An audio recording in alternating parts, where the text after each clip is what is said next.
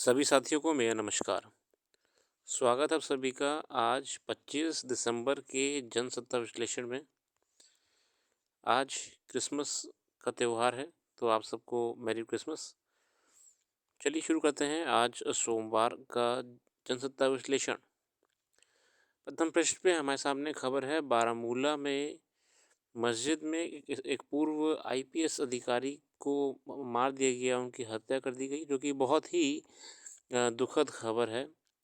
थोड़ा सा कश्मीर को लेके बीते कुछ दिनों से कोई ना कोई घटना चर्चा में आ रही है, और मैं उम्मीद भी करता हूँ कि सरकार इस चीज़ को संज्ञान में ले चुकी होगी कि कश्मीर में, जम्मू कश्मीर में शांति भी बनी रहे। आज के आर्टिकल्स पे आते हैं। आरोप बनाम ईमानदारी। प्रवर्तन निदेशालय ने दिल्ली के मुख्यमंत्री अरविंद केजरीवाल को शराब घोटाला मामले में पूछताछ के लिए तीसरी बार नोटिस भेजा है।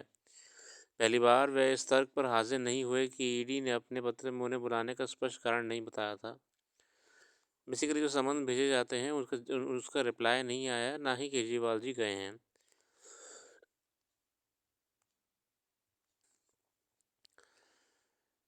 ठीक है, अब हम बेसिकली यहाँ पे देखिए, अब इस पे नहीं जाएंगे, राजनीति पे थोड़ा सा पॉलिटिकल हो जाएगा। मैं आपसे बस यही जानना चाहता हूँ कि आप अपने आप से अध्ययन करिए इसमें कि आपका इसमें जो हमारी एजेंसी है, जांच एजेंसी है, एनफोर्समेंट डायरेक्टरेट, ये बेसिकली किस इसमें इस समय आपकी ईडी में कौन अध्यक्ष हैं, है ना? ईडी कौन से एक्ट के अंदर काम करती है, ईडी का क्या काम होता है, आप ये देखिए। ऐसी खबरों में आप ये देखने का प्रयास करिए कि इन्फोर्समेंट डायरेक्टरेट जो है वो बेसिकली कैसे काम करती है, क्या उसका स्ट्रक्चर है, क्या उसके रूल्स हैं। अच्छा, अगर हम थोड़ा सा इसमें अगर जाएंगे तो हम देखेंगे कि ईडी बेसिकली जो इसका ओरिजिन है, ये हमारा बेसिकली 1 मई 1956 का है। ठीक है, ठीक है। और ये क्या कहते हैं, जब डिपार्टमेंट ऑफ इकोनॉमिक अफेयर्स में एक एनफोर्समेंट यूनिट बनाई गई थी, तब एक महज की एक यूनिट थी, तब ये एनफोर्समेंट यूनिट थी। बाद में इसको बना के अपने आप डायरेक्टरेट कर दिया। डायरेक्टरेट बनाने का मतलब है कि एक सेपरेट डायरेक्टर इसमें बैठा करता है, और पहले बस ये डिपार्टमेंट में यूनिट थी, हुआ करती थी। तो और ये जो हमारे तब फेरा कानून था, और जो फॉरेन एक्सचेंज रेगुलेशन एक्ट कहते हैं मेरे साथियों, फेरा कानून था 1947 था, तब उसका ये अथॉरिटी मिली थी ये काम करने के लिए। ठीक है, ठीक है। और ऐसे धीरे धीरे करते हुए कि आपका ईडी का और पावर एंड रोल बढ़ता गया। बाद में prevention of money laundering act भी आ गया था, और आपके पीएमएलए जो एक्ट है, prevention of money laundering act है, 2002 वाला आ गया, तो उससे और ताकतें मिली। बेसिकली करता क्या है ईडी हमारे भारत देश में, मेरे साथियों, भारत देश में या भारत और किसी अन्य देश, पूरे विश्व का कोई भी एनी कंट्री है, उसके बीच अगर कोई भी व्यक्ति या कोई भी कंपनी पैसे का लेन देन कर रही है जो कि नॉर्मल चैनल से नहीं है, मतलब कि वो पैसा गलत तरीके से लाया जा रहा है और भारत में घुमाया जा रहा है, मतलब ब्लैक मनी, या फिर भारत से पैसा गलत तरीके से बाहर निकाला जा रहा है, किसी भी अन्य देश में भेजा जा रहा है, वहाँ से किसी तरह लाया जा रहा है, कुछ भी है, बेसिकली मनी लॉन्ड्रिंग को रोकने का प्रयास रहता है ईडी का। ठीक है, तो ऐसे ही आप देखिए कि ईडी के बारे में सर्च करिए ना, हमको ये ज़्यादा ज़रूरी है जानना कि ईडी का काम कैसे होता है। ठीक है, अब आप लोग मेरे को बताइए कमेंट सेक्शन में कि वर्तमान में ईडी के अध्यक्ष कौन है। ठीक है, चलिए आगे आते हैं। जब भी किसी सत्ताधारी दल या उसके नेता पर किसी अनियमितता का आरोप लगते हैं, तो वे प्रायः उन्हें बेबुनियाद और सरकार को अस्थिर करने की कोशिश के रूप में ही प्रचारित करने का प्रयास करते हैं। इस तरह इतनी बार राजनीतिक बयानबाजी और सड़कों पर धरने प्रदर्शन आदि आयोजित किए जाते हैं कि आम लोग को भ्रम की स्थिति बन जाती है। अच्छा, ये भी देखिए कि लॉ ऑफ द लैंड कहता है कि अगर आपको कोई भी सुरक्षा एजेंसी समन भेजती है तो आपको जाना चाहिए। मगर यहाँ पे हमारे केजरीवाल साहब गए ही नहीं, तो ये कहीं न कहीं ये लॉ का भी तो ये अपमान कर रहे हैं ना। अरे भैया, कोई भी डिपार्टमेंट अगर किसी भी नॉर्मल आम आदमी को कोई नोटिस भेजता है, तो आप देखिए अगर वो ना जाए तो उसके पीछे हाथ धो के पड़ जाता है। और यहाँ पे तो सीएम है, सीएम ही नहीं गए ईडी के पास समन जो नोटिस आया था जवाब देने के लिए। उल्टा इसे पूरा पॉलिटिकल दिखा दिया कि भैया पॉलिटिकल ही हो रहा है ये, तो भैया हम तो इसमें नहीं जाएँगे, ये सब पॉलिटिकल हो रहा है। जबकि ईडी अगर नोटिस जारी कर रही है तो वो कोई अपनी इन्वेस्टिगेशन की बेसिस पे कर रही है। तो ये कहीं न कहीं कानून का भी मज़ाक बना दिया है हमारे पॉलिटिकल लीडर्स ने। चलिए आगे आते हैं। समावेशी व्यवस्था सार्वजनिक जीवन में बढ़ती भागीदारी के बीच आमतौर पर हर क्षेत्र में महिलाओं की उपस्थिति बढ़ रही है, मगर सैन्य बलों में स्वास्थ्य जैसी कुछ खास सेवाओं को छोड़ दें तो उनकी संख्या संतोषजनक नहीं थी। देखिए, ये सही बात की महिलाओं की जो पॉपुलेशन है, महिलाओं की जो हमारी आर्म्ड फोर्सेस में रेशियो है पुरुषों के मुकाबले वो कम ही रहता है। इसलिए इस तरह के ठीक है, नहीं थी। और आगे आते हैं। इसलिए एक तरह से वहाँ असंतुलन दिखता रहता है। हालाँकि कुछ समय पहले इस क्षेत्र में महिलाओं को मौके देने को लेकर कई स्तर पर प्रयास शुरू हुए और अब उनके नतीजे आने शुरू हो गए हैं।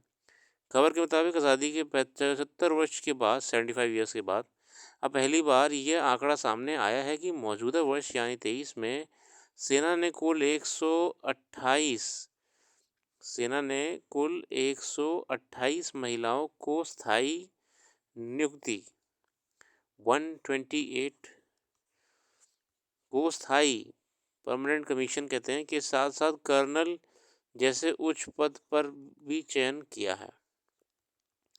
कितनी अच्छी बात है, सेना में रिफॉर्म्स आ रहे हैं। इसके लिए 10 वर्ष कुल और 4 बार पदोन्नति बोर्ड का गठन किया गया और अब चयनित महिला अधिकारियों को सेना में युद्ध के मोर्चे के को छोड़कर बाकी युद्ध के मोर्चे को छोड़कर, है ना, बाकी और अन्य जिम्मेदारियों के साथ भी जोड़ा जाएगा। जाहिर है पिछले कुछ समय से सेना ने महिलाओं को की भागीदारी बढ़ाने के मकसद से जो प्रक्रिया चल रही थी उसमें से इसे एक सकारात्मक उपलब्धि के तौर पर देखा जाएगा। जी हाँ, हम जानते हैं कि बहुत लंबे समय से महिलाओं की भी डिमांड रही है कि सेना में उनको रोल बराबर दिया जाए, महिलाओं को भी सेना में उच्च पदों तक पहुँचाया जाए, जो कि अब धीरे-धीरे रिफ़ॉर्म्स जितने हो रहे हैं उसके माध्यम से पॉसिबल भी हो रहा है, जो आपके रिफ़ॉर्म्स हो रहे हैं। चलिए आगे आते हैं। जब 13 महीने की सरकार गिर रही थी, बेसिकली थोड़ा-सा पॉलिटिकल आर्टिकल है, मैं इसलिए इस पे जानना नहीं चाहता, आप पढ़िएगा, बिल्कुल अच्छा आर्टिकल है, मैंने इसको अध्ययन भी करा है। बट मैं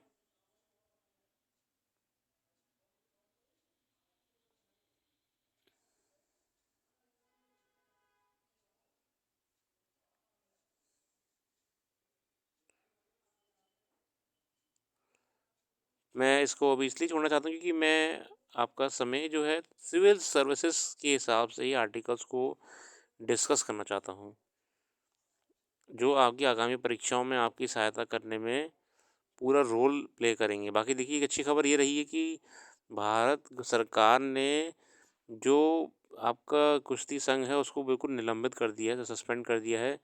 और ये स्पोर्ट्स मिनिस्ट्री से रिपोर्ट भी ली गई थी। स्पोर्ट्स मिनिस्ट्री ने ये क्लैरिफ़ाई भी कर दिया था कि बहुत सारे जो नियम थे उस कमेटी के समिति के रन करने के, वो गलत चल रहे थे। लॉज़ को भी सही से फॉलो नहीं किया जा रहा था, इसलिए ये खिलाड़ियों के लिए भी एक अच्छी खबर है।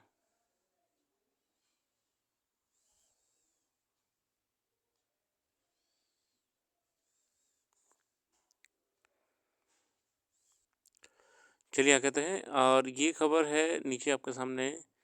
प्रथम विश्व युद्ध के वक्त बनी मैड्रिड मेट्रो के 104 वर्ष पूरे हुए हैं, 104 ईयर्स पूरे हो चुके हैं।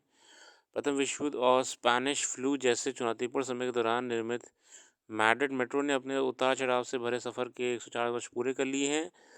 मेट्रो के एक शीर्ष अधिकारी ने बताया कि जब 1919 में इसकी शुरुआत हुई थी, तो इसे इंजीनियरिंग के लिहाज से एक बड़ी उपलब्धि और चमत्कार माना जा रहा था, क्योंकि स्पेन की इस पहली मेट्रो को सिर्फ 2 से 3 वर्ष के भीतर बनाया गया था। मैड्रिड मेट्रो के साथ एक्सेसिबिलिटी, एक्सटीरियर और साइनेज और साइंस के समन्वयक एंटोनियो लेरोस हाल ही में केंद्रीय शहरी एवं आवास मामलों के मंत्रालय द्वारा आयोजित शहरी भारत गतिशीलता सम्मेलन 23 में भाग लेने के लिए दिल्ली मौजूद थे। उन्होंने कहा कि मैड्रिड मेट्रो का निर्माण प्रथम विश्व युद्ध के वक्त और एक ऐसे समय में हुआ था जब दुनिया स्पेनिश फ्लू नाम की महामारी से ग्रस्त में थी, और वगैरह वगैरह। अच्छी खबर है वैसे। ये ऐसे में ऐतिहासिक धरोहर होते हैं, ये होती हैं जो हमारे लंबे समय चली आ रही होती हैं। मेट्रो, जैसे ट्रैम्स होती हैं, कोलकाता ट्रैम्स हैं, मुंबई की बसें हैं रेड कलर की, ये सब हमारे आजीवन साथ रहती हैं, क्योंकि इनका जो बेसिकली इतना अच्छा क्वालिटी से बनाया जाता है कि सालों साल चलता रहता है। चलिए आगे आते हैं। हम यहाँ पे इन खबरों में हम ये जानने का प्रयास कर रहे कि कैसे हमको करंट अफेयर्स को ध्यान रखते हुए आगे चलना है। बाकी जो करंट अफेयर्स यहाँ पे हमने मिस कर दी है, अगर यहाँ पे डिस्कस नहीं करी है, तो वो आपको हमारी वेबसाइट पे मिल जाएगी, जो कि डिस्क्रिप्शन में उसका लिंक दे रखा है। जो करंट अफेयर्स यहाँ पे डिस्कस नहीं करी है, वो वेबसाइट पे जाके आप देख सकते हैं। बाकी आज अगर हम देखें तो आप क्या करेंगे, आप बेसिकली आज रिसर्च करेंगे थोड़ी सी इन्फोर्समेंट डायरेक्टरेट पे, आप रिसर्च करेंगे थोड़ी सी दिल्ली के कॉन्स्टिट्यूशनल स्टेटस पे,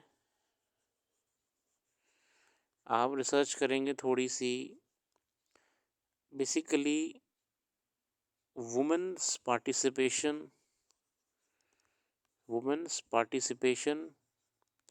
इन इन आर्म्ड फोर्सेस पे प्रयास करिएगा। थोड़े थोड़े पैराग्राफ लिखिएगा इनके ऊपर।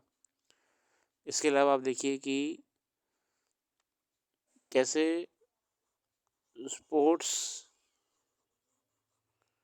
में रिफॉर्म्स हम ला सकते हैं। जैसे गवर्नमेंट ने निलंबित करा कुश्ती संघ को, मतलब कि रिफॉर्म्स की ज़रूरत कहीं ना कहीं गवर्नमेंट को भी दिख रही थी।